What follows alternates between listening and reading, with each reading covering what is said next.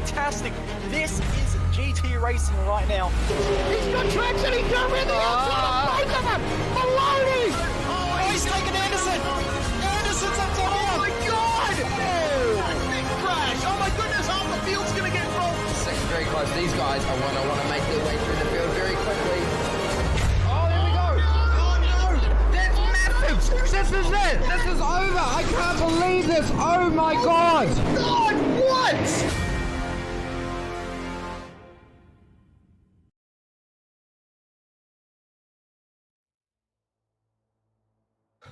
Ozicar F4 rolls on, and for the first time in its history here at newly released Fuji International Speedway, not been long on the iRacing service.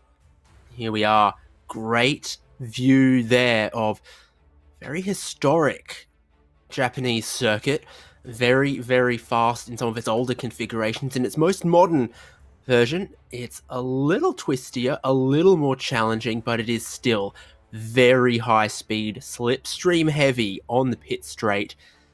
Not unlike Phillip Island, where we kicked off this championship. Thanks for joining us on Simspeed TV. David Haynes here with Jason Fewens and Jay Kennedy producing for us this evening. Jason, this has always been a super interesting championship. Every single round has given us some massively close racing. Yeah, it has. It's been a great championship to follow so far this year, and we're only at round 8, so we've got another 4 to go after this. So once we get Fuji out of the way, we'll make our home run towards the end of the season. But really been looking forward to this track since it was announced earlier this year, and I don't think the racing tonight is going to let us down, particularly with the 3-race format we got lined up for you this evening. Yeah, it's going to be hectic. 3 15-ish minute races. Very, very full on. Here is that circuit, Fuji Speedway. Really long run down the pit straight, past the pit lane and down towards that turn number 1, which is a massive braking zone and a key overtaking opportunity. And the track cuts left, swoops around right into another big braking zone and potential overtaking opportunity. Today, at the Dunlop corner, turn 10, that's just going to be a quick right-hand flick because we won't be using the hairpin section there until it then folds back on itself in the final couple corners, and setting up your run onto the pit straight so important to start the next lap. Yeah, it's going to be interesting because that run onto the pit straight, like you said, it's going to be very, very critical. But for any of the drivers out there that have done the laps around here will be well aware there's about 3 or 4 different lines that a lot of these competitors can potentially take, and it could either make or break that run onto the straight. And then with the slipstream involved as well, that's really going to potentially sort some of the drivers out this evening. You can tell even from that track map a couple of places where the circuit is pretty wide at the hairpin there in the middle of the lap, and also at the end of the lap you've got different lines for how you get through the final corner. Do you keep it narrow and tight, or do you really try to swoop in from a wide turn in? And what you do in, say, qualifying or a hot lap situation should be very different to when you've got cars all up you in your mirrors.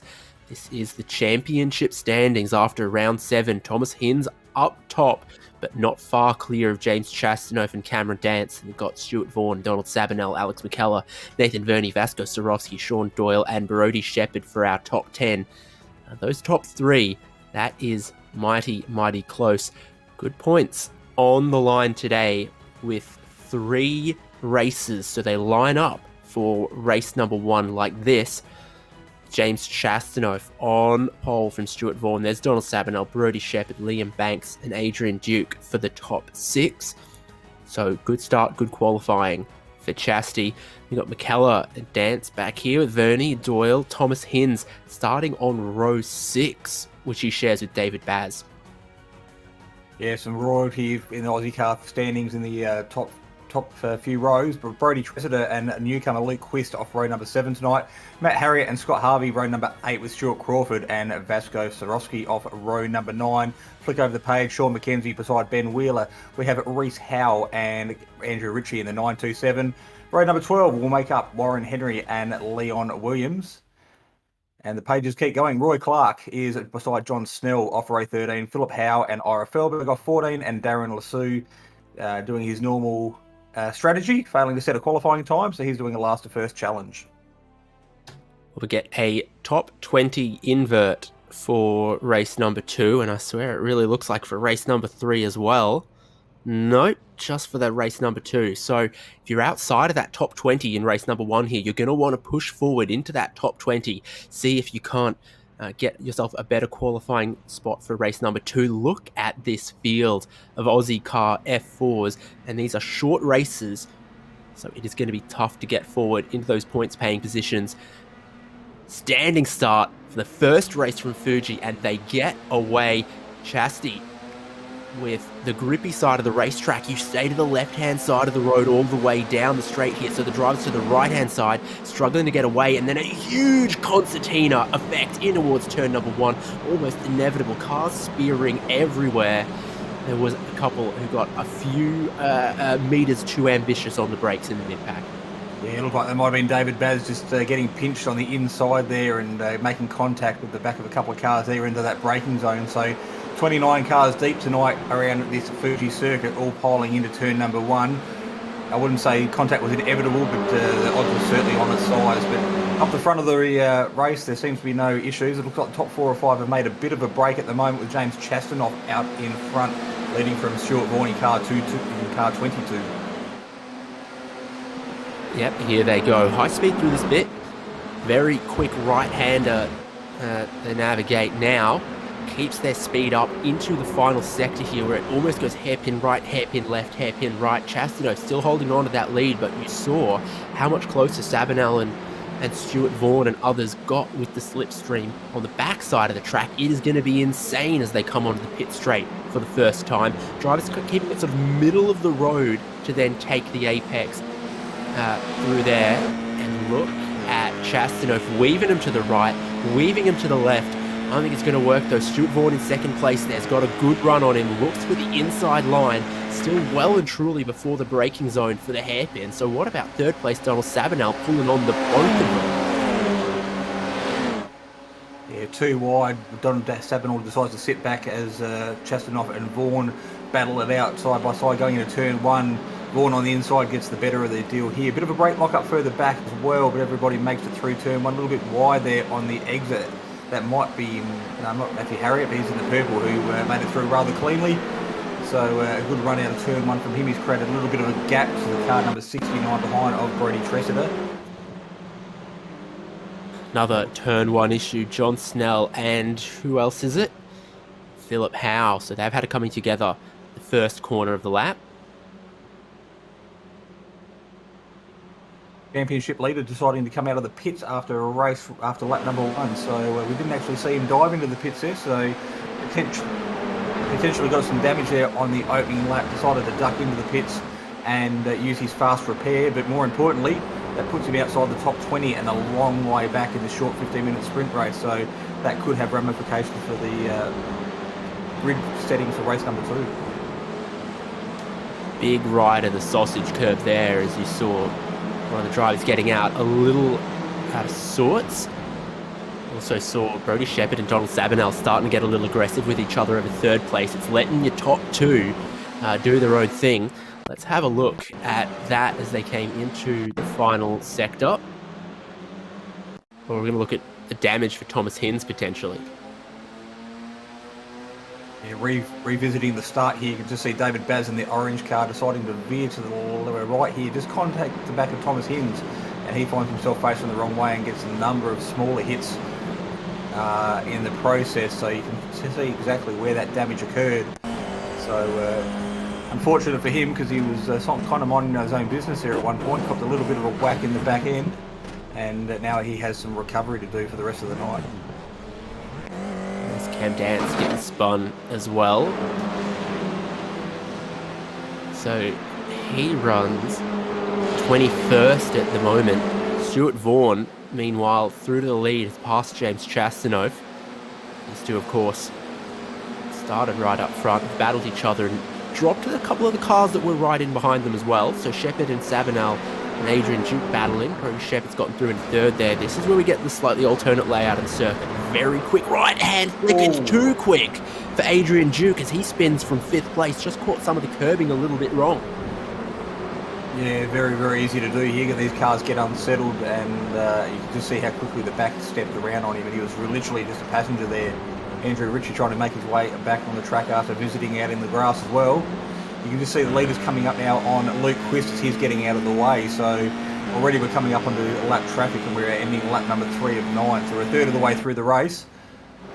Luke there just getting out of the way, but he showed plenty of pace in practice earlier this week, so he has got some good pace, but obviously coming off some second-hand damage earlier on in the opening couple of laps. So up front, Vaughan leads another lap. Chastanov got mighty close, but not close enough to quite have a go yet. And the laps tick by oh so quickly in this format, the 3-race format. Running lap 4 of 9 already. Shepherd, Sabanel behind, another driver needing to get onto pit lane for some damage. It's Sean McKenzie and Stuart Crawford. So they, maybe individually, maybe together, had some damage in this first race, which of course, if it puts you out of that top 20 with this progressive grid format, that can really hurt the rest of your night and give them a lot of work to do in race number 2 and 3. So looking further back, currently sitting in that 20th position is Ira Felberg. So he's sitting pretty at the moment for a front row start on race number 2 with that grid invert, considering he can hold off the challenges that are coming from behind at the moment from Andrew Ritchie and Roy Clark. Just running a little bit wide there on the exit, but managing to get back on the track without too much dramas. Yeah, but then it's really quick around the backside of the lap from there. Right on board in 6th gear, just flick it down into 4th for the corner that caught out our 5th place runner of Adrian Duke earlier on. So you see what the challenge is there. And then this is the final sector and tightens up in a left-hander. Track flows very wide, uphill a little bit to the final corner. You want to carry as much speed as you can down there. James Chastanov has managed to do, but then lifts out of the throttle approaching the braking zone. He's going to follow Stuart Vaughan for the moment. And notice Shepherd and Sabanel have gotten a little bit closer as well. Big lockup. We're watching the battle a little bit further back in the pack. This will battle of 5 cars sitting around the top 10 mark at the moment. So just spaced out just a little bit, but definitely got each other's slipstream as they made their way down the straight to start lap number 5. This is the cars of Harvey, Banks, Howe and Tressida, all looking for an invert, and at the moment they'll pretty well find themselves in almost the same position for race number 2, which is coming up. But with close racing like we've been experiencing here tonight, things could turn pear-shaped pretty quick, so it's just a matter of these guys keeping their nose clean and waiting for the right opportunity to get the move done. Gain through that very quick turn 10 from 6th gear, flicking it down into 4th, then try to work your line through here. This is where you can, for a couple corners in a row, set up the guy in front, make them defend a little bit, then carry more speed to the next corner that makes them defend a little bit. And if you've got the pressure on them at this corner here, then the move could be on down the pit straight. A little bit of camber and elevation at the apex there might want to unsettle these cars, and you don't want to get those yellow sausage curves on the exit. So this is kind of your top 10 all at full throttle down the pit straight. Vaughan leading, Chastanov in 2nd, pursued by Shepherd. Brody Shepherd is going to look to the inside at the biggest braking zone on the lap at turn number 1, from 230 k's an hour down to about 90 in these cars. Yeah, I would imagine Chastanov there just letting Shepherd through without too much of a fight, knowing that his 2 championship rivals in Cam Dance and, of course, Thomas Hinds suffering some, not necessarily damage, but some misfortune in the opening lap. So he's got everything to go for tonight, and lots to lose if he has some car contact. So probably just playing the smart game. We just have a look at these drivers here back in 18th and 24th at the moment. So Cam Dance potentially going to start up the pointy end for race number 2. But Thomas Hinds still has some work to do if he wants to maximise a positive start out of race number 2. Yeah, the trouble Hinds is going to have in this race is there is about more than 20 seconds between himself and Ira Felberg in 20th place. The action is everywhere in Ozicar F4, including right here for Sean Doyle. Oh, outbrakes himself a little bit, avoids the car in front, picks up the grass. so that he doesn't hit the car in front. That costs you a little bit of time, but it's much better than losing your front wing like Adrian Duke has just done. Who's he? Tangled with there. It might have been Brody Tressiter or David Baz, or we're going to have a look. Hines collected him, so it doesn't really matter who it was. That was all on Duke. Brody Tressiter, though, won't have been entirely pleased with that, but maybe could have avoided it. There goes Duke for the pit entry. Here goes the battle down the pit straight. Harriet and Vernie. Harriet getting down the inside there, I think. This is a pretty close little battle here. It's still got Harvey and Banks and Howell. 6th, 7th, 8th, 9th, 10th all here. Yeah, plenty of points up on offer, so if there's any car contact, particularly for Ernie getting very wide with a bit of a tank slapper through the right-hand sweeper, going to lose one position out of this by the looks of it. But I was going to say, if there is car contact in front, there is some points up on offer for some of these cars at the back of the pack to potentially sneak through and grab a bag of points for their championship campaign. Bernie's still under threat here. He has the car of Liam Banks on his right-hand side. Banks just rolling out of it to sit in behind the rear wing as they take the turn 10, the right-hander, and start the climb back up the hill. Yeah, track is really wide through that part, so cars like this can battle. How's a lock-up and a wobble. And I think Scott Harvey could lose out in this one. Only if Ernie can then get down the inside of him. Banks is just waiting. They're all taking 3 different lines through the final corner here. Another bit of a wiggle with the traction for Nathan Vernie, means that they're all so close.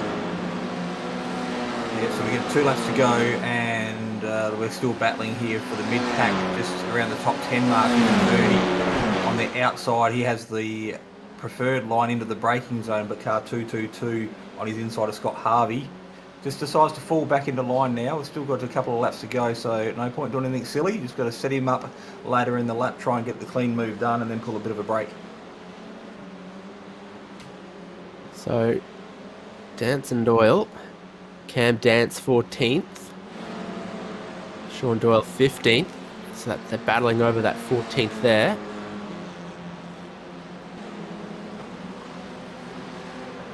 Dance gets it. Meanwhile, on pit lane, Brody Tressiter, remember, had that contact with Adrian Duke sort of nose to nose in the final sector, and I think the damage has been a bit too much for Tressiter, and he's had to get the front wing replaced, just like Duke had to. This is top 3. Yeah, top 3 at the moment, separated by just on a second. So Vaughan out in front in the blue and white 22 car. Brady Shepherd there in the 55, the black and yellow, and James Chasanoff sitting 3rd. They've got a bit of a gap back to Donald Sabinow. It's another 1.8 seconds. We just saw him there in the brief glimpse of the background as he darted around the corner.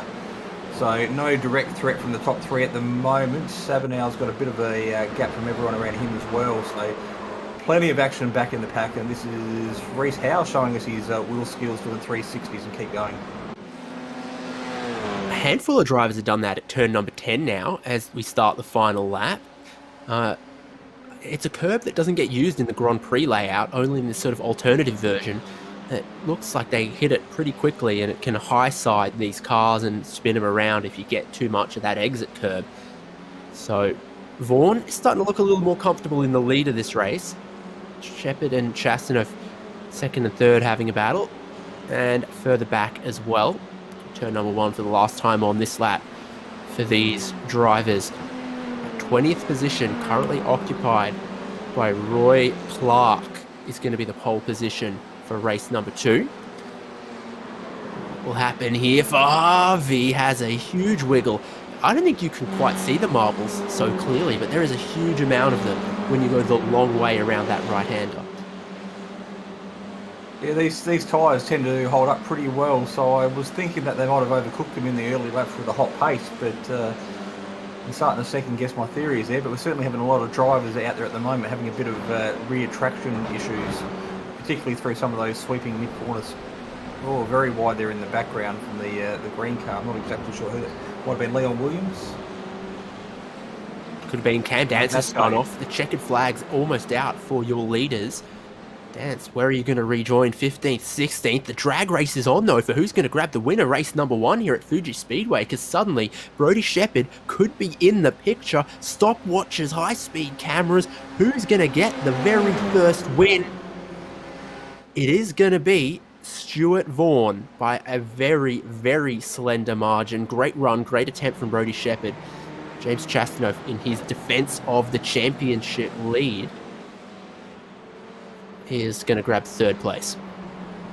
So we're having Warren Henry on our screens at the moment, just recovering from a bit of a spin through the off-camber left hand as they climb their way back up the hill. But I don't think he's lost too many positions. He still should finish inside the top 10 as he makes his way down the main straight for the final time to get greeted by the checkered flag and Barney, who will be waiting for him. You think he's in 19th with Roy Clark in the background, just crossing in at P20. So that 20th place goes to Roy Clark. Race number 2, not so far away at all. He's going to be your top 20 inverted for the grid. So let's then have a look at how they finished race number 1. Stuart Vaughan, very, very good for him. A win, just holding off Brodie Shepherd. James Chastanoff there, picking up 3rd, just 2 tenths back. Sabanel, McKellar, Harriet, Verney, Banks, Baz, and Harvey completing your top 10 there. You've got Vasco Sorofsky, Ben Wheeler, Reese Howell, Sean Doyle, Cam Dance, Ira Felberg, Leon Williams, Warren Henry, Andrew Ritchie, and Roy Clark. You take that top 20, you flip them around, it's going to be Roy Clark and Andrew Ritchie on the front row for race number 2. The drivers not quite so lucky. Adrian Duke, Thomas Hinds, Darren Lesueur, Brodie Tressiter, Sean McKenzie. And then a lap down, Luke Quist and John Snell, and retirements, Stuart Crawford and Philip Howe. They are ready to go for that race number 2, though. And as we mentioned, this is a pretty big flipped grid. Your drivers you just saw go almost 3 wide for the top 3 are starting 20th, 19th, and 18th. And the pole sitter is ready to get us underway for race number 2. Yeah, good start from Clark. He got off the line quite well. Looked like Shervo or Andrew Ritchie there on the right-hand side, not quite so much bogging down a little bit. But Warren Henry there in their blue and yellow distinctive car on the outside, making a good start as well. So race number 2 tonight seems a little bit cleaner on the exit of turn number 1. We haven't seen any smoke or anything in our intercoms in regards to driver chat. So everybody, all 29 cars through turn 1 at the moment, and we are set for another cracking race here for 9 laps around at Mount Fuji. David Baz goes for a little spin in orange, but everyone seems to have avoided him. They were 3 wide coming into that turn number 3, and then they worked their way a lot around the long right hand of 100R. Into the hairpin here, some aggressive diving moves happen. Almost everyone still holding on to it. David Baz has got way too much damage. Duke. And someone else came together there.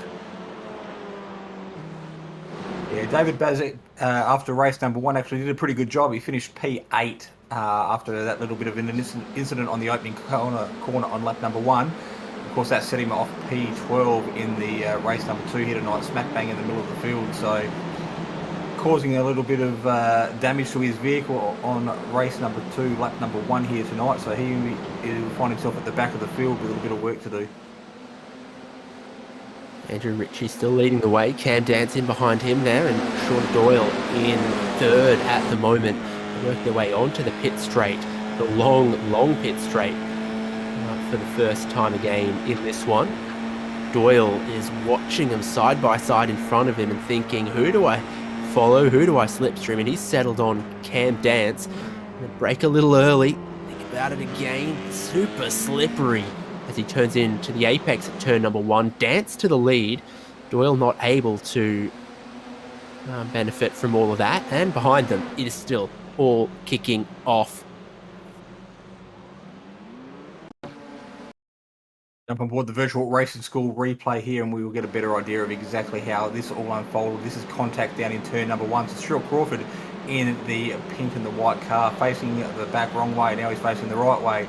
Car 70, that might have been contact with the newcomer Luke Quist tonight. So jump on board Luke, looking over the top of his helmet. He's got a bit of a draft and the slipstream coming into this braking zone. Maybe that's just what caught him out. moves in behind Crawford, and Crawford's already on the brake, so contact to the back of the car. Doesn't look like too much damage, but a lot of track time lost nonetheless. He's looking to brake really deep with a lane around the outside that then sort of closed up. Liam Banks, dramas for him, more dramas elsewhere as well, but at the lead, what has happened to Cam Dance? Because Doyle and Ritchie are battling for it now. Sean Doyle leads them onto the straight, but it's about who leads them off the straight, I think, that's almost as important. So Doyle leading it across the line to complete lap number 2. Ritchie tucked in underneath his rear wing, and Cam Dance over on the right-hand side, flying solo, but he will have the preferred line into the braking zone. So if Doyle can hold it around the outside, he just might get this move done. But Cam Dance, being the wily competitor that he is, I think he'll have this covered as they exit turn 1, make their way down the hill. This is 3 wide. Shambolicness behind them, but some of the big winners through all of that. Stuart Vaughan's up to 8th, James Chastanoff up into 9th. Look at them here. Vaughan always easy to spot in red and blue, looking to take the tight line around 100R, leads into the hairpin where you can pop out and try to overtake. Oh, yeah, Swarovski and Henry. Nathan Verney in the locked-on car, they're getting caught up in the aftermath as well, so Vasco just waiting for the traffic to clear before he gets on his merry way, so he's lost a lot of time. And I'm sure Race Control will have a look at that, and big dive from Warren Henry as we look at the back of the Vasco's Formula 4 there, so having a bit of a look down the inside, wasn't able to pull off the move that time. That looks like a lot of damage there in the car 282 of Nathan Verney. It's not going anywhere in a hurry, and neither is Warren Henry. Suspension looks mangled for both of those competitors. Cam Dance leads the field, left and then right, and then left and then maybe right again. Doyle in 2nd, Ritchie in 3rd, Benjamin Wheeler still in touch in 4th. Behind them, it's side by side for Felberg and McKellar. Stuart Vaughan sees an opportunity to pop to the inside 3 wide, looking for 2 for 1 in towards turn number 1, and he is going to do it. So that moves the race 1 winner, started 20th on the grid for race number 2, up into 6th place already.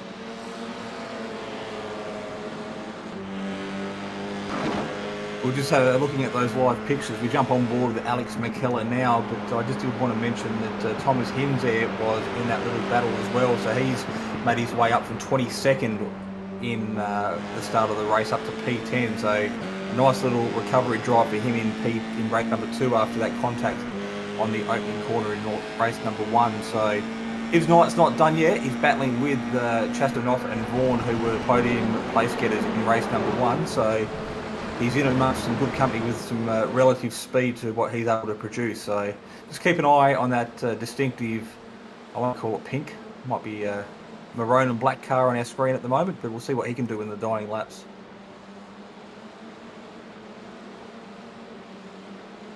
Okay, I'll call it pink. Yeah, you can call it pink. So your whole field, look at them there, following one of the lap down cars, I think. Roy Clark trying to pick up some slipstream or tow here or there if he can.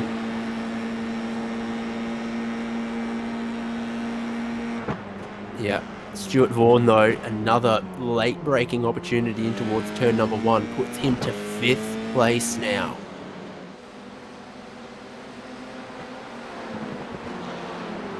And it looks like Brodie Tressiter doing all he can to stay out of everyone's way there. Tough to do as they try to go 3 wide down the pit straight, but I think he was pretty successful with that. Benjamin Wheeler carries through into 4th place, just in front of Stuart Vaughan.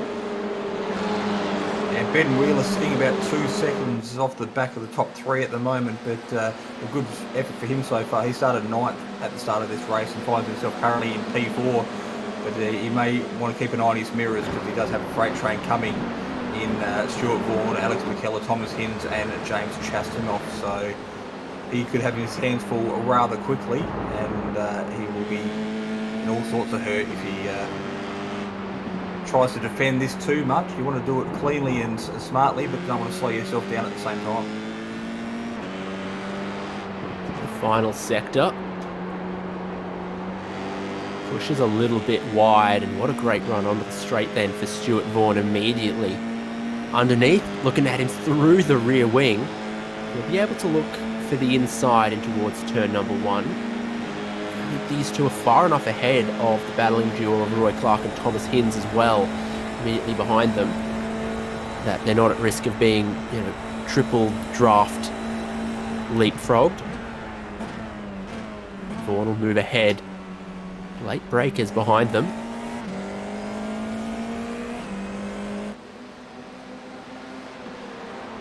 All of this for position in this pack. I was going to say, car 22 getting the job done there and moving up another position. So race 1 winner after starting P20 is now finding himself on P4 here in race number 2. A bit further back in the pack, this is car number 85 on our screen at the moment in the very distinctive green. And he is got himself in a little battle as well. So Donald Sabinell sitting just outside the top 10. But a bit of a gap to the cars in front, but he's got some action and plenty behind him at the moment. Thomas Hinds trying to go around the outside of Benjamin Wheeler. Oh, only just manages it. It's a very, very difficult corner, and it has compromised the speed pretty big time for Benjamin Wheeler, because now Chastity sneaks through as well, and he's offline and being punched around, because McKellar next tries to line up Wheeler. They're going to be side by side as they turn into the final corner here. McKellar opts to swap back, get good drive onto the pit straight. Look to leapfrog one, get in the slipstream of the next. And Wheeler held on very well in 4th place or so. Once one car got him, once the pack got him, it becomes difficult to hold your own. Stuart Vaughan's even caught 3rd place just up the road from these guys as well. So Vaughan there on the back of James Chastanoff, is it? It's Andrew Ritchie at the moment in P3. So, and McKellar wasn't able to get the job done there on Benjamin Wheeler either down the main straight. A little bit further back in the pack, this is car 14 and 85. So Liam Banks and Donald Sabinell still arguing over a couple of positions for 13th and 14th. Side by side as they make their way around through turn number 2. It's a fast sweeping left-hand 4th gear corner before a long sweeping right-hander. And it was about this time of race number 1 where we saw quite a few of these cars getting a bit loose in the back end and a few tank slappers happening. But it might be cooler track temperatures, but we don't seem to be seeing that here in race number 2. Whoa, big moment there for Vaughan, trying to grab 3rd place. It's cost him a lot of momentum. Not sure he was far enough down the inside to try to steal it away in such a fast corner. And that's problems for Sean Doyle, wasn't it? Yep. Turn 10 claims another victim. It is so difficult. There's a lot of elevation at the apex. It's a super fast corner, and that curb on the outside punishing as well. So this is your whole lead group. There's Cam Dance, lead of the race, 4.5 seconds from everyone else. Andrew Ritchie, Stuart Vaughan looking for 2nd place now. Thomas Hinds looking for that slipstream. He's going to go meet in the sandwich, 3 wide down the middle. Going to go down the inside of Ritchie and try to work around the outside of Vaughan. And there's a little bit of teammate fire there, I think, as James Chastanoff tries to come through. Yeah, just Andrew Ritchie there getting hung out to dry on turn number 1 and left the door wide open. James Chastanoff saw an opening, and despite being in the same paint scheme, he doesn't need an invitation to have a look down the inside there. And you can see exactly what happened, front to rear contact with the wheels there.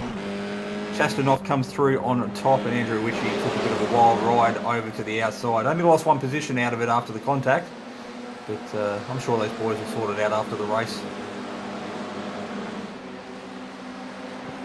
So the heat's on for 2nd place. Stuart Vaughan had gotten away from the rest of the group, but then that caught back up to him. So Hinds, Chastanoff right back with him.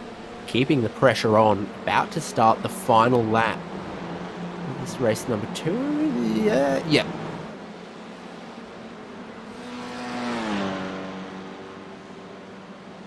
So race 1 was not ideal for Cam Dance. Saw him start 6th for race number 2. And he's hoping that he can defend about 4 seconds on the final lap. It's just only a technical error is going to stop that from happening at the moment, because Stuart Vaughan in P2 has his mirrors full with Thomas Hinds right behind him, so he's probably not looking ahead rather than looking behind to try and retain position number 2 for the final lap. Car number 23 is John Snell at the moment with Leon Williams. Still having a little battle back in 14th and 15th. For Williams, pulls out of the slipstream for a second and decides to revert back underneath the rear wing of Snell into the braking zone for the second gear turn 1 before the elevation drops away, and they make their way back down the hill towards turn 2. And it's on for second place. Look at this. Hinds looking down the inside of Stuart Vaughan. He's got it at the hairpin there. Then it's very quick through a series of kinks on the back straight to the treacherous Dunlop turn 10. Flick in here at 4th gear. There's just that hump right on the apex, isn't there? Yeah, it seems to be just enough to unsettle the cars. It's caught quite a few drivers out tonight. A little bit further back in the field, this is Andrew Ritchie, and Wheeler still going at it, but more importantly, back on the main straight now is probably our race leader making his way out of the final turn, and there is daylight behind him between P1 and P2. Yeah, so from a poor result in race number 1, not only does he get the win in race number 2, it means Cam Dance is going to start from pole in race number 3 coming up, but he will start only just ahead of this group of drivers: Thomas Hinds, Stuart Vaughan, James Chastanoff, Alex McKellar, some great Aussie car names and some really fierce competitors. And of course, is it Fuji without a drag race to the finish line? Looks like Liam Banks is just going to pit Donald Sabinell.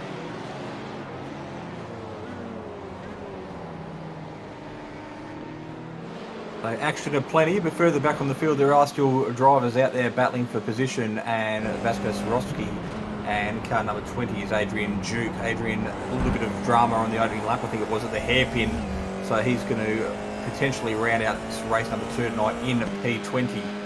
He's got a bit of a slipstream, but I think he's going to run out of track before Barney drops that checkered flag. He's as close as he's going to get, pulls out to the right hand side and misses it by a couple of car lengths, I think. Well, sorry, a couple of meters. I'm guessing the timing line has got to be where Barney is, which is quite a long way down the straight after the final corner. So let's look at how they finished race number 2, which is how they're going to start race number 3 after a little break. There it is, Cam Dance. In the end, 5 seconds from Thomas Hinds, Stuart Vaughan, James Chastanoff, Alex McKellar. All those drivers having to work their way up through the field in a pretty short race number 2. And Ben Wheeler bags a top 10 there. So does Andrew Ritchie, Roy Clark, Sean Doyle. Maybe a podium was on the goings for race number 2 before he became one of a long list of victims of Dunlop turn number 10. And Ira Felberg sneaks into the tail of that top 10 as well. It was Matthew Harriott, Liam Banks, Donald Sabinell, John Snell, Darren Lasue, Brody Shepherd, Leon Williams, Nathan Verney, Vasco Swarovski, and another tough race for Adrian Duke. Becomes more of a tale of woe for the last group of drivers, because Kvist, Baz, and Howell were the last cars on the lead lap, then a lap down for Tressida, Sean McKenzie, and I want to call that a retirement for Warren Henry, Stuart Crawford, Scott Harvey, and Philip Howe. Let's take a very quick break here on Simspeed TV, because when we come back, it's the final of 3 races for Ozicar F4 at Fuji. This is the world's premier online racing simulation. iRacing puts you in the driver's seat from your home computer with the most realistic online motorsports experience you'll find anywhere. Race virtually in the world's biggest events with officially licensed series, cars, and tracks. From the high banks of Daytona to the blistering speeds of Indianapolis, the dirt of Eldora to the world's most legendary road courses. It's all here, and with more than 180,000 people just like you already driving, you'll always have someone to race. Ready to get behind the wheel? Sign up at iRacing.com to get started.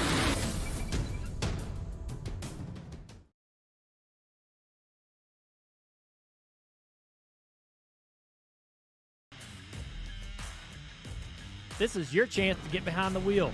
The opportunity to race just like the pros. From the grassroots levels, where we all got our start, to the most popular race cars on the planet. From the fairgrounds of Nashville to the high banks of Daytona, to tracks that will never be forgotten. Realistic driving, intense competition, all from the comfort of your own home. This is the ultimate motorsports simulation. This is iRacing.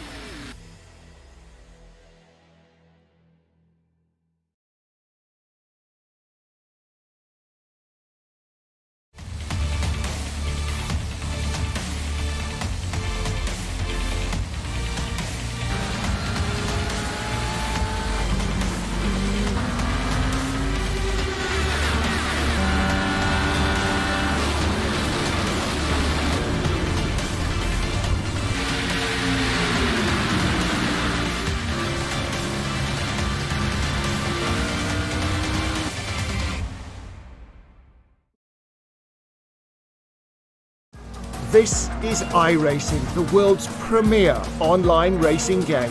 iRacing puts you in the driver's seat to experience today's newest form of competitive motorsport, virtual racing, all from your home PC.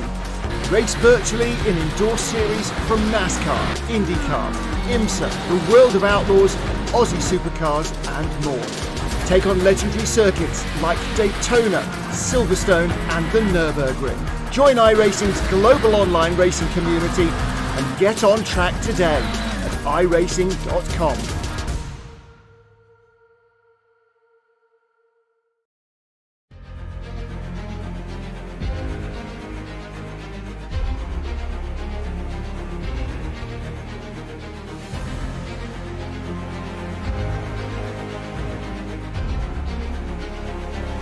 This is fantastic.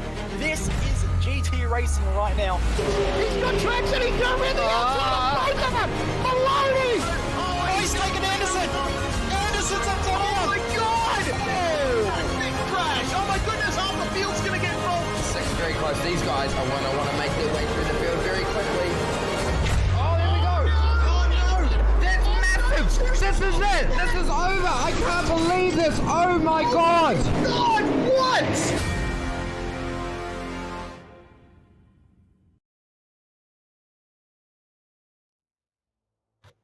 So we get set for the last of 3 races here at Fuji in Ozicar F4. My goodness, it's such a challenging circuit for our drivers here at Fuji. A really long pit straight in a entry-level Formula car that we know likes to slipstream. Then into a big braking zone at turn number 1. The track sort of flows along the back section, the 100R and the hairpin, and the corner that's been claiming scalps far more than you might have expected. Turn number 10, a big bump on the apex. A fast flick of a right-hander has been upsetting the drivers, the cars, and even our quickest, most talented drivers have been caught out tonight by that. They'll line up for race number 3 in the same order that we just saw them finish race number 2. And that means we got some big names and some fierce competitors and some championship hopefuls up front. It's going to be one to watch when Cam Dance, Thomas Hinz, Stuart Vaughan, James Chastanoff, Alex McKellar, Ben Wheeler all battle down into turn number 1 in a moment. Far behind them, they've got some other great names. They're ready to go. They are revving, looking for the green light and the green flag, which they're going to get. A wheel spin from the second place man. Vaughan in third, also not getting away so cleanly. So for Cam Dance, good standing start getaway. Despite the length of the pit straight, it is only a short run down to the braking zone for turn number 1. They start a long way up the pit straight. So Liam Banks out braking down the middle, 3 wide as they inevitably go through turn number 1 on these race starts, looking for some semblance of order. The field flicks through the left-hander.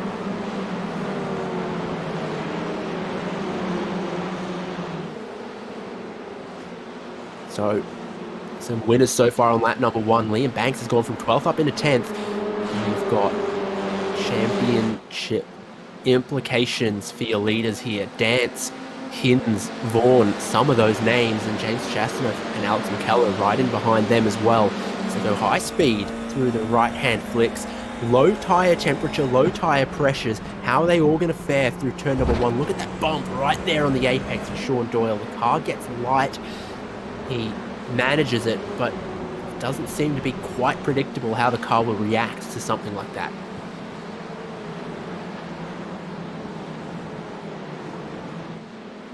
Oh, and already problems. Liam Banks was saying gaining positions in lap number 1. Now he's losing them, and he's not the only driver with dramas in the final sector there. Thomas Hins also with problems. Thomas Hins, massive damage on the front right of the car. Stuart Vaughan, look at the damage on his nose as well. Cam Dance is clear ahead of the rest of them. Chastanoff up in a second here. McKellar looking to go 3 wide for second place. They are going to go 3 wide down and towards turn number 1. McKellar brakes pretty early. Vaughan throws it in pretty deep. Oh, and that's a moment. That is a moment on the exit for McKellar. Chastanoff could be the one to gain through all of this, but he's going to have to go around the outside of the left-hander. He's feeling brave. He's going to straddle the curb on the exit, but then he's got the short line all the way. The long right-hander at 100R here. So that's going to see Chastity into second. Cam Dance, happy to see all of this happening in his mirrors. What happened for Thomas Hins?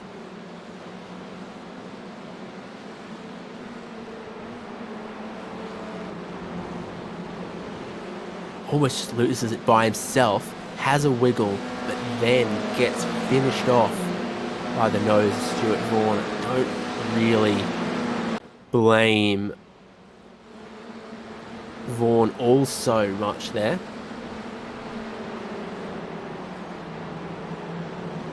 So the fight will continue.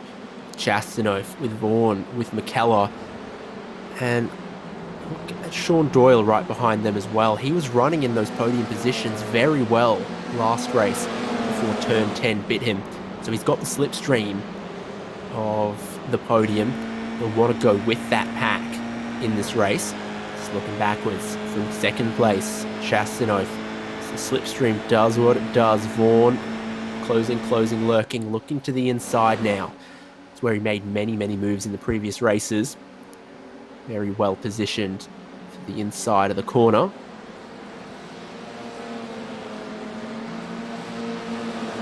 He'll get it, but there's a huge incident for Luke Quist. My goodness, getting tagged on the way into the braking zone. He went and it skittled 2 or 3 other drivers. Here's Quist and Tressida, locked wheels. And strike. Yeah, because it's kind of looked like Quist made a little bit of a move under brakes, moving across and getting the front end of Tressida, I think it was there.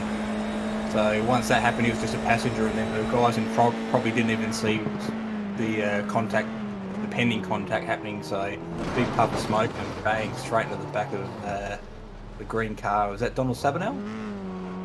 I think Swarovski we were on board with there, as he just got cleaned up. We mentioned it in one of the earlier races, didn't we? 230 kilometers an hour down to about 80 at the apex. So just a huge difference in speed as the car spins and collects the pack early on in this one. Yeah, well, I'm sure we got skittled into turn 1, but we make our way around. This is the end of lap number 3. Hopefully we won't see any repeats of that this time round. Car number 22, Stuart Vaughan, at 0.6 second gap back to Chastanoff. A little bit further back in the field, this is Sabanau and Wheeler battling for 6th and 7th. So some good results for them tonight. They'll be looking to come home strong in this 9-lap feature race.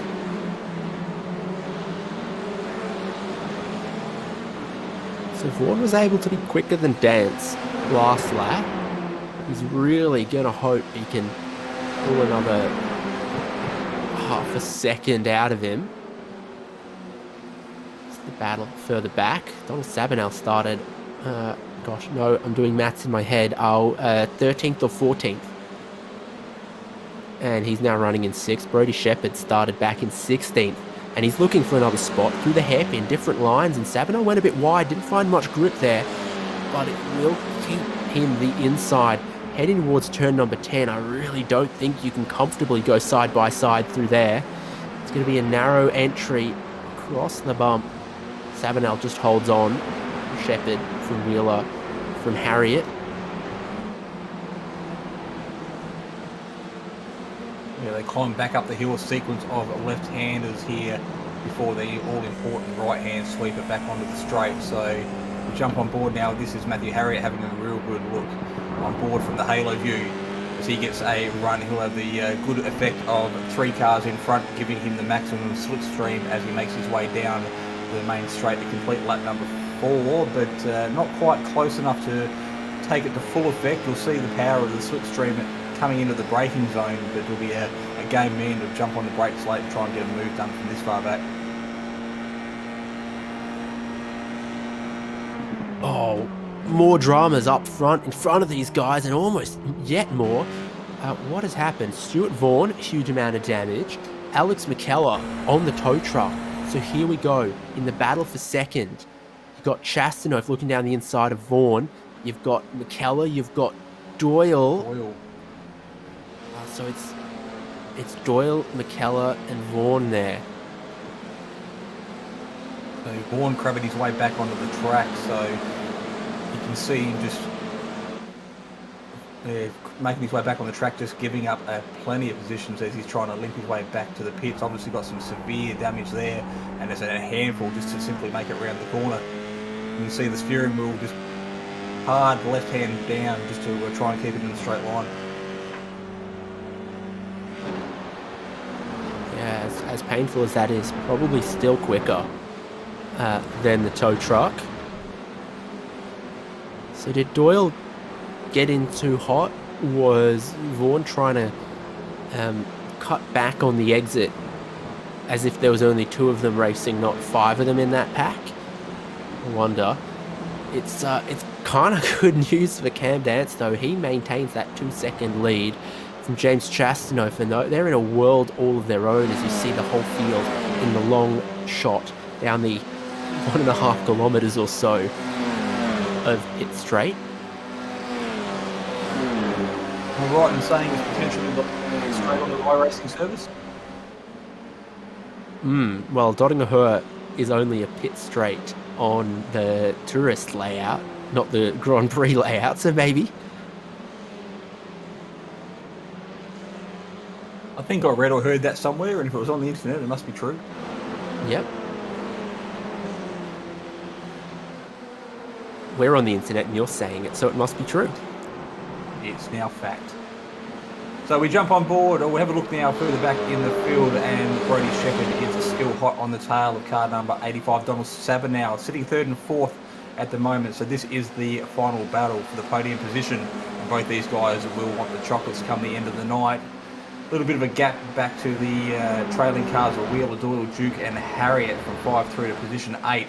And if Sabanel and Shepherd come together, the rest of these boys here will be rubbing their hands together, ready to pick up the pieces.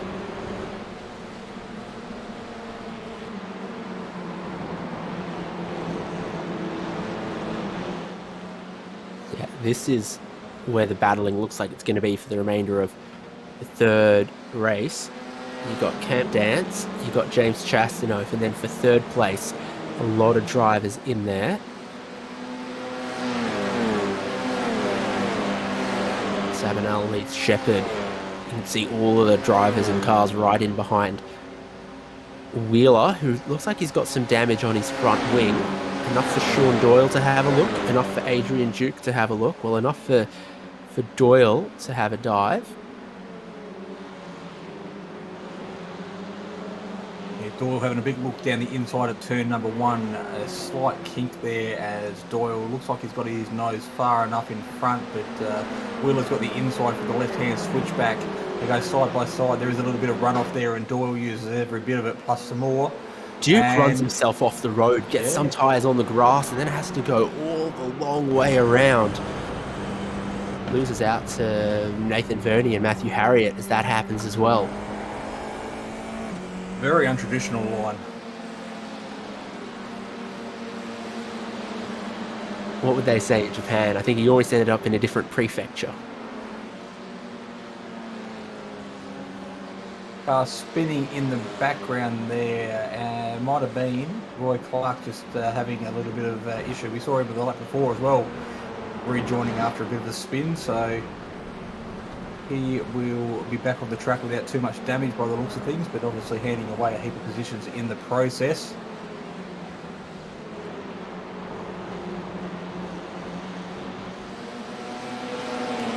That drive off that final corner, and it looked a little rough for Sean Doyle. He lined up all in behind him. Oh, could be 2 for 1 for Nathan Verney here as he looks to get around Wheeler. Both of them looking to mug Sean Doyle, who might still be carrying just a little bit of aerodynamic damage from earlier on in the race. Bravest on the brakes is Wheeler. He runs a little wide of it. Verney still also jumps on through. Andrew Duke back in 10th. Remember, he was running in 5th or something not that long ago, so he's trying to pick them off still here as well.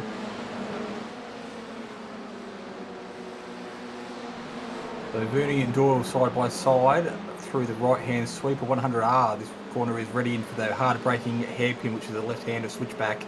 Still side by side. Doyle's got the inside run here at the moment, managing to make it stick. But Verney holding tough around the outside. Got the better run on the exit of the corner and manages to pull a car length ahead. So looks like he'll have it in the advantage for turn number 10, which is the climb back up the hill before the tight stadium section to complete the lap.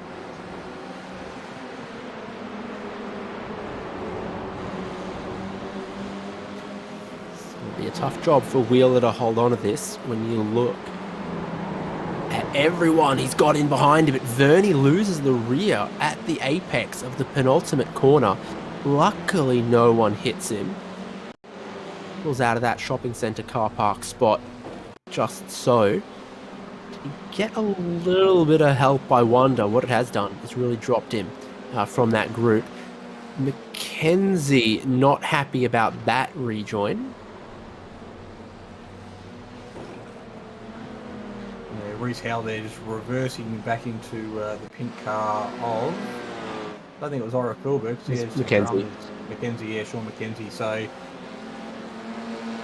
probably not helping his damage count as he reversed and made a little bit of contact there, but both of them are back on track and looking to finish this race as we are on the final lap now. The little battle on our screen is just off the podium, but this is where all the action is happening at the moment.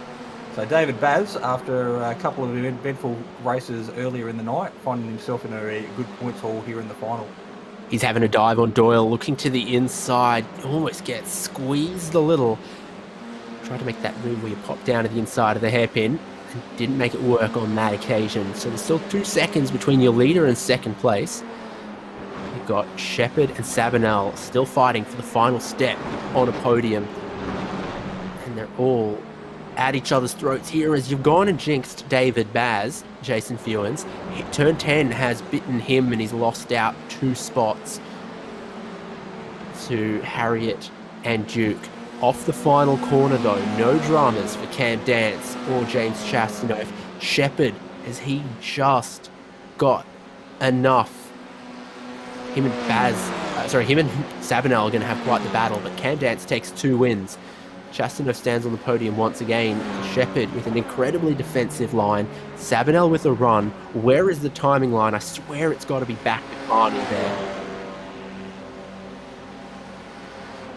3 wide. Duke, Baz and Harriott as well is the kind of racing that Fuji has given us in these F4 cars. Making their way down the pit straight now. is the car number 67, and that is Warren Henry. Banks and Hinds battling for position 16, 17. Hinds side by side. Is he going to get the run and the all-important couple of points? Looks like he's got his nose in front as they cross the line there now. So getting the job done there, right on the death knock of the last lap. Bit of evasive action to avoid the car in front. But our winner tonight, Cam Dance, celebrating 2 wins from 3 starts this evening and increasing his stronghold on this championship. Yeah, could still be a tight little points battle to the end of this one. But overall, a good race 2 and 3 after race 1 didn't go his way for Cam Dance. Needed that bit of consistency at the end. Yeah, I think Chastanoff might be our round winner, but our feature race winner tonight, of course, Cam Dance, winning the race by 1.8 seconds over James Chastanoff, and then Brody Shepherd rounding out third. You can see the results on our screen at the moment. Donald Sabinow, just a tenth or half a tenth of Brody Shepherd there. Ben Wheeler, Sean Doyle, Adrian Duke are coming back to finish P7. Good result from Matthew Harriott there in P8. He'll be happy with that. David Baz sneaking into the top 9. And Ira Felberg crossing the line in P10 as he did in race number 2. So a good result for Ira as well. Yep. Good little pair of top 10s there, and I'm with you. James Chastanoff looks to have the best average result with a 3rd, a 4th, and a 2nd. No one else could quite manage that kind of consistency here with the pack racing at Fuji and some of the incidents that we saw across all the races. For race number 3, though, it's Nathan Verney from Warren Henry, from Leon Williams, Roy Clark, Reese Howell, Thomas Hinds back there in 16th after the dramas he had. And Banks, Lesueur, Tressida, and Vaughan, our top 20. Lost a couple as the night went on. Richie and McKellar were the last to finish on the lead lap, and then 1 lap down for Mackenzie Sorofsky, John Snell. Retired was Luke Quist, Stuart Crawford, Scott Harvey, and Philip Howe. Cam Dance, given the Japanese spectators on the pit straight what they came for as he lays down a bit of smoke. He's pretty happy with those 2 race wins. Cam Dance, exactly how happy are you with those 2 race wins? Oh, pretty stoked, to be honest, especially with the fact that Hinsey ended up 16th in the second one, so it's helped us in the championship. Obviously, 2 wins as well helps us towards trying to get ahead of Chesty, so yeah, pretty stoked. Tell us about the track then. Very long pit straight, big braking zone into turn 1.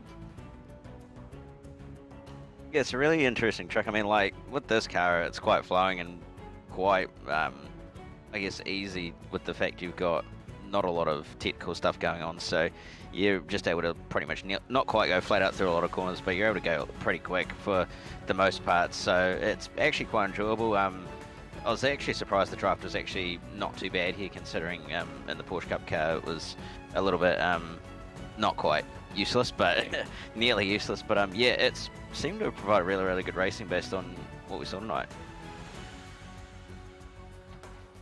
Yeah, no doubt. A lot of pack stuff all the way through. We get that in this F4 car wherever we go, though.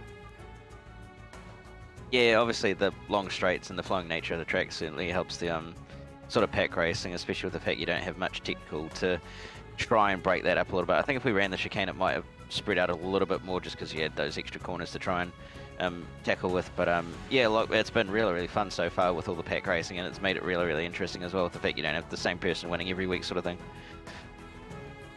Cam, 15th in race 1, pathetic, but a win in race 2, a win in race 3. Who's on the car? Yeah, obviously, cheers to everybody on the car. That's Hybrid Tune, Demon Tweaks, Fight CRC, Sim 3D, and I think that's about it. Yeah, that's about it. So, yeah, cheers to everybody on the car for all their support, and obviously all the boys at Albert Motorsport. Cam, we'll catch you around. Yeah, will do. Well, Jason, we've got plenty of drivers standing by with us this week to tell us their thoughts. Yeah, lots of drivers there ready to relay how their race went, and we'll bring our second place getter in race number 2 tonight. He had a string of good results, including a qualifying on pole, 3rd in race 1, 4th in race 2, and an all-important 2nd in race number 4. This is James Chastanoff. Welcome to the commentary booth, mate. Yeah, thanks guys. It's been a while, but yeah, glad to be here.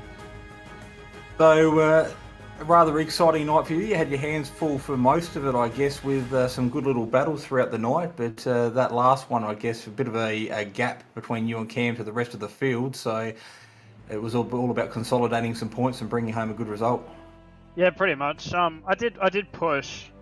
I sort of felt like I was catching him a bit, but I knew I had to push really hard, pretty much just maximum, to try and get him in the short amount of laps that were sort of left. So made a bit of a mistake. I think it was the second last lap, turn 1. Just outbraked myself a little bit, so just those curves kind of kill you pretty easily. So I just took it easy and just backed off, and yeah, that sort of had it end. But yeah, just happy to finish high up in the points.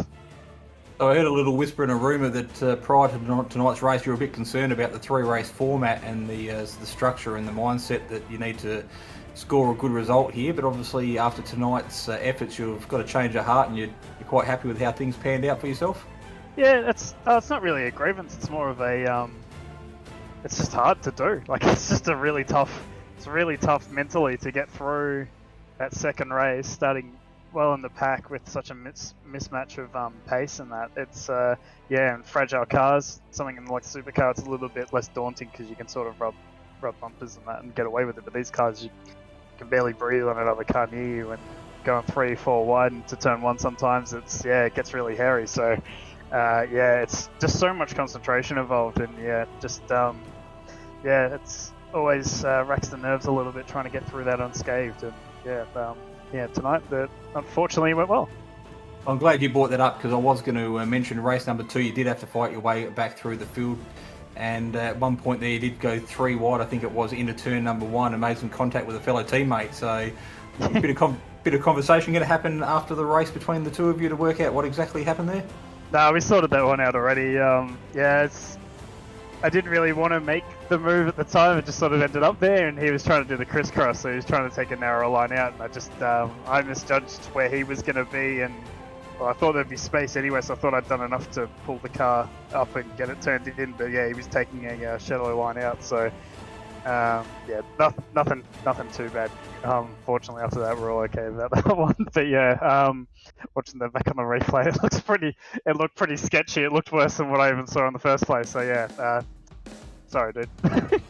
Well, from your perspective, you come out of it on the right end and managed to keep going without too much dramas, and that of course helped secure a good result of P4 in race number 2. So I'll throw it over to you. You can thank your sponsors and your teammates before you leave tonight, and congratulations on a really good result. Yeah, thanks, man. Thanks to the Banter Alliance, Roy and Andrew. Sorry for the contact, dude. It was a bit bad, but still great result for both of those. So for the Banter Alliance, really good result. That race 2 result, I think we're all in the top 10. That's pretty awesome to see those guys go up there. Thanks to our sponsors, VFS, TR Wichello Constructions, the Locked On iRacing Podcast, One Sport, Kathy's Pets Portraits, and Grandview Remedial Massage as well. So thanks to those guys, and thanks to you guys. Bay 21 coffee on your nose, I think it is. And Bay 21 coffee. There's too many. I haven't got it written down. I really need to write it down and just go through the list. But yeah, there's a lot there. But yeah, Bay 21 as well. So last but not least. And thanks to you guys for running this broadcast. It really spices up the race, and it's good to put on a show that you can go back and have a look at. And it's a really high quality broadcast too. So cheers to you guys. All right, we'll leave it second place getter there. I think he's run out of breath, and we'll throw over to Dave Kennedy. He has Brady Shepherd in the commentary box, and our third place getter this evening. Hey, how are you? Welcome. Bit of a roller coaster, I guess, at Fuji. 2 podiums. Race 2, not your flavour, but twice on the podium where it did look like it was pretty intense pack racing for a lot.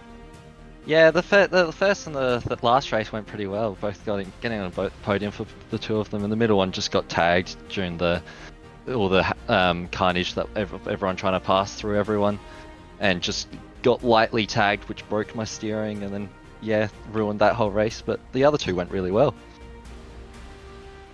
So it's the thing of these open wheels, isn't it? They want to race close together, but you can't make much contact without damaging wings, steering, suspension. Yeah, it was a very light tap on me on my rear right tire, I think it was, and it just bent the steering and ruined the whole car and gave me a meatball straight away. But for the rest of it, you can race quite close and get some. You can do a little bit of contact, but not too much before it breaks everything and ruins two people's races or more. Katsu curry bowl or sushi hand roll? I have to go katsu because I don't like sushi. Okay, no, still a good choice. Good choice. This is a pretty newish circuit to iRacing, so are you still learning some of the quirks of Fuji? I've done it once before in GT3s, but I really enjoy this track, just how open and fast flowing all of the corners are. You can carry a lot of speed through a lot of them, and that's really what makes a difference. If you can carry the speed through some of like the final ones to get the run down that main straight, and then it's just draft from there and just hoping that you're close enough to make the move, which unfortunately for me in the first race I missed out by 100th of a second, but it's what happens. The stopwatch is all that matters in the end. Congrats on the podiums, and hopefully catch you around soon in Ozicar F4. Cheers, I will be back for the next one. Brilliant. Speaking of the next one, 2 weeks' time, we are off to the Roval of Charlotte? Charlotte, of course we are. Yes, it's on our screen as we look at right now. So something a little bit different for the drivers. It'll be very interesting to see the F4's data around this little infield track. It's going to be quite twisty and tricky. And of course you have the bus stop chicane. So plenty of action, plenty. That'll be 2 weeks' time on Monday, 26th of September, as we count down the final rounds of this 12-round season. Yep. Join us for that. If you thought the racing was close at Fuji, well, there are some aggressive curbs, tight walls, and it is a very challenging circuit for these kind of cars. We look forward to that one. Thanks for joining us on Simspeed TV. Of course, thanks go to the Aussie car partners who put this on and make the broadcasting possible. Prestige Trophy Badge and Engraving, Locked On iRacing Podcast, Sim Racing Leagues, the No Social Hate campaign. Thanks for joining us. I've been David Haynes, Jason Fewens, and Jay Kennedy with me, counting down towards the end of what's been a thrilling and closely fought season of Ozicar F4.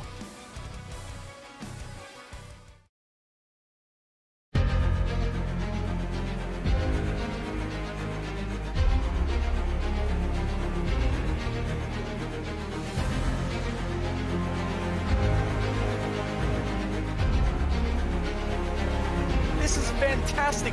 This is GT Racing right now. He's got traction, he's got everything outside of both of them. Maloney! Oh, he's taking Anderson. Anderson's up top. Oh my god! Big crash. Oh my goodness, half the field's going to get rolled. Second very close. These guys I want to make their way through the field very quickly. Oh, there we go. Oh no!